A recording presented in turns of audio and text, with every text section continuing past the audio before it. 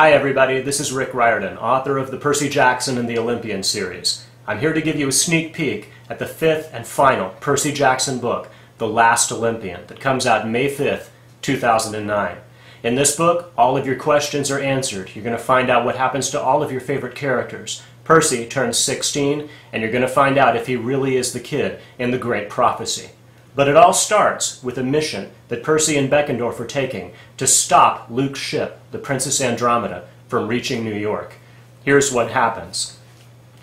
It was almost dark by the time we spotted our target. The Princess Andromeda glowed on the horizon, a huge cruise ship lit up yellow and white. From a distance, you'd think it was just a party ship, not the headquarters for the Titan Lord. Then, as you got closer, you might notice the giant figurehead, a dark-haired maiden in a Greek chiton, wrapped in chains, with a look of horror on her face. "Blackjack," I said, "set us down on the lowest stern deck." "Gotcha, boss," he said. "Man, I hate seeing that boat again." Blackjack folded his wings and plummeted toward the boat like a black comet. The wind whistled in my ears. I saw monsters patrolling the upper decks of the ship, Dracaeni snake women, hellhounds, giants, and the humanoid seal demons known as Telkeens. But we zipped by so fast, none of them raised the alarm. We shot down the stern of the boat, and Blackjack spread his wings, lightly coming to a landing on the lowest deck. "Good luck, boss," Blackjack said. "Don't let him turn you into horse meat." With that, my old friend flew off into the night. I took my pen out of my pocket and uncapped it, and Riptide sprang to life, 3 feet of deadly celestial bronze. Beckendorf pulled a piece of paper out of his pocket. I thought it was a map or something. Then I realized it was a photograph. He stared at it in the dim light, the smiling face of Selina Beauregard, daughter of Aphrodite. They'd started going out last summer, after years of the rest of us saying, "Duh, you guys like each other." "We'll make it back to camp," I promised. For a second, I thought I saw worry in his eyes. Then he put on his old confident smile. "You bet," he said. "Let's go blow Kronos back into a million pieces." Beckendorf led the way. We followed a narrow corridor to a service stairwell, but we froze when we heard noises above us. "I don't care what your nose says," snarled a half-human, half-dog voice, a Telkeen.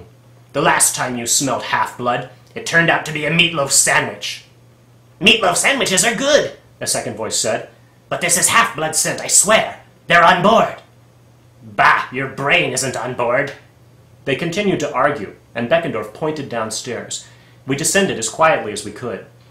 2 floors down, the voices of the Telkeens started to fade. Finally, we came to a metal hatch.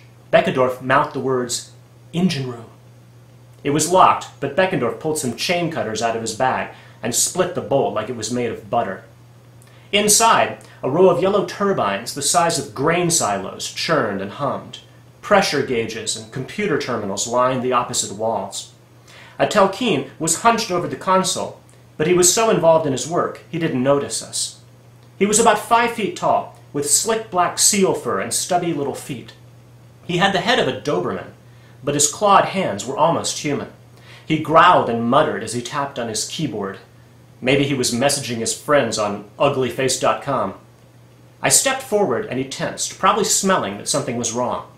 He leaped sideways toward a big red alarm button, but I blocked his path. One slice of Riptide, and he exploded into dust. "One down," Beckendorf said. "About 5,000 to go."